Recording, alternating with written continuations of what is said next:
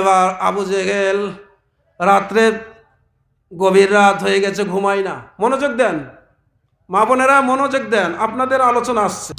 এবার আবু জেহেল ঘুমায় না। ঘুম যদি না আসে তাহলে আপনি একবার এই দিক একবার ওই দিক, একবার এই দিক একবার এই দিক করবেন কিনা? আবু জেহেল ঘুম আসে না। মোহাম্মদের সেই কোরআনের বাণী কানের মধ্যে বাজতেছে, এত সুন্দর মধুর বাণী। আজকে তো আমরা শপথ করেছি কেউ কোরআন শুনতে যাবে না। আমি একটু যাই রসুলের কণ্ঠে, মোহাম্মদের কণ্ঠে চুপি চুপি কোরআনটা শুনে আসি। এবার তার স্ত্রী বলে, কি ব্যাপার, তুমি ঘুমাচ্ছ না কেন? বলে, আমার তো ঘুম আসে না, তুমি ঘুমাও, আমি একটু বাহির থেকে ঘুরে আসি। বলে, না, শীতের রাত, গভীর রজনী, এখন বাহিরে যাওয়া যাবে না, তুমিও ঘুমাও আমিও ঘুমাই। বলে, ঠিক আছে, তুমি ঘুমাও। আবু জেহেলের স্ত্রী একটু চালাক মানুষ, একটু নীরবতা পালন করলেন। আচ্ছা, আমি ঘুমিয়ে যাচ্ছি। বাস, তার স্ত্রী ঘুমায়নি, ঘুমের ভান ধরে আছে। আবু জেহেল আস্তে করে উঠেছে, আস্তে করে উঠে দরজা খুলে বেরিয়ে যাচ্ছে। এইরকম সময় তার স্ত্রী ডাক দিয়েছে যে, কি গো, তুমি কোথায় যাচ্ছ এত রাত্রে? বলে, কেন, তুমি ঘুমাওনি? বলে, না, আমি ঘুমাইনি। বলে, আমি একটু বাহির থেকে ঘুরে আসি, আমার তো ঘুম আসে না। বলে, তুমি এত রাত্রে কই যাও? আমি জানি। বলে, তুমি জানো মানে?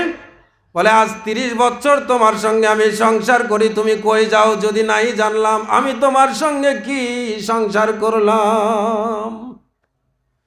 এই জন্য একজন স্বামী একজন স্ত্রীকে জানে, একজন স্ত্রী তার স্বামীকে জানে, একজন স্বামী তার স্ত্রীকে জানে। এই জন্য রাসূলুল্লাহ সাল্লাল্লাহু আলাইহি সাল্লাম বলেছেন, কোন স্বামী যদি সাক্ষী দিয়ে দেয় আমার স্ত্রী ভালো ছিল, তাহলে আল্লাহ রাব্বুল আলামিন তার স্ত্রীকে মাফ করে জান্নাতি বানিয়ে দিবেন। কোন স্ত্রী যদি বলে আমার স্বামী ভালো ছিল, তাহলে আল্লাহ রাব্বুল আলামিন ওই স্বামীকে মাফ করে আল্লাহ জান্নাতি বানিয়ে দিবেন। মা বোনেরা আমার, এখন স্বামী স্ত্রী কিভাবে ভালো হবেন এটা আপনাদের ব্যাপার। স্বামী স্ত্রীর মধুর সম্পর্ক করতে চাইলে উভয় উভয়কে সালাম দিবেন। নবীজি বলেন, যখন স্বামী স্ত্রী উভয় উভয়কে হাসি মুখে সালাম দিয়ে দেয়, তখন দুই হাতের মধ্য থেকে সারাদিনের সগীরা গুনাহগুলো আল্লাহ ঝরিয়ে দেন। সুবহানাল্লাহ। মাগো, কখনো আপনার স্বামী যদি বাসায় আসে বলবেন না ওখানে ভাত আছে খেয়ে নাও, ওখানে খাবার আছে খেয়ে নাও, এই ধরনের কথা বলবেন না। আপনার স্বামী যদি বাসায়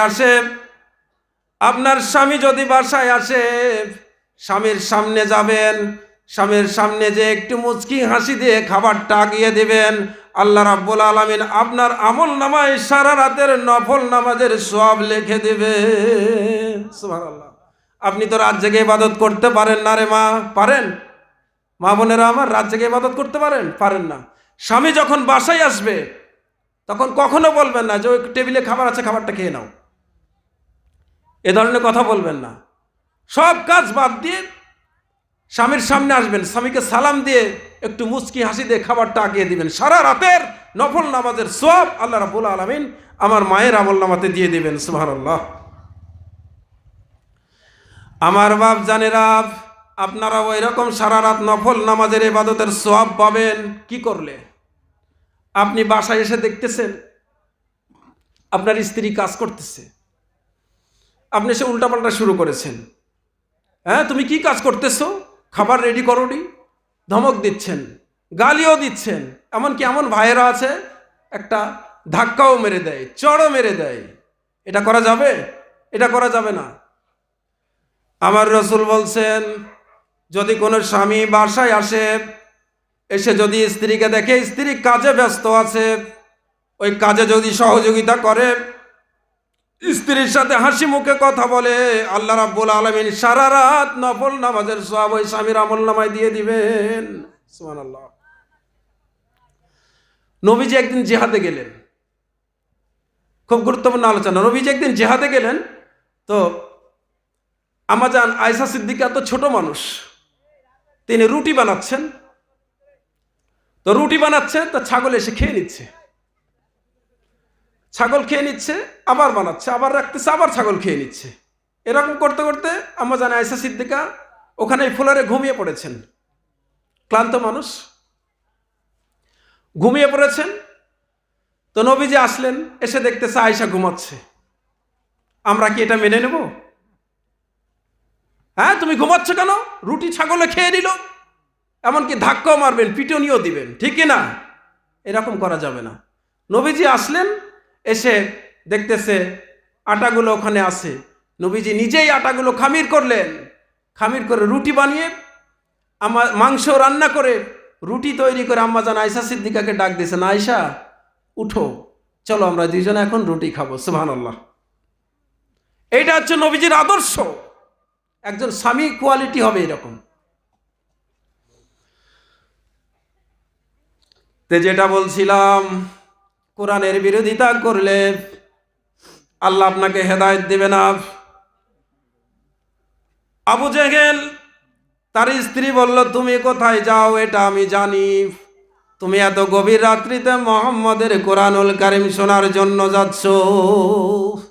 আবু জেহেল দৌড় দিয়েছে, মুখটা চেপে ধরেছে, সর্বনাশ, তুমি এই কথা কাউকে বলো না। আমরা আজকে কিন্তু মিটিং করে এটা পাশ করেছি আমাদের সংসদ ভবনে যে মুহাম্মদের কোরআনুল কারীমটা আজকে থেকে কেউ আর শুনবে না। আমি আইন পাশ করেছি, আমি যদি এই কোরআনুল কারীম শুনতে যাই, একটা জুতার বাড়িও মাটিতে পড়বে না, সব আমার গালে পড়বে। কাউকে বলো না। আচ্ছা, আমি যাব না।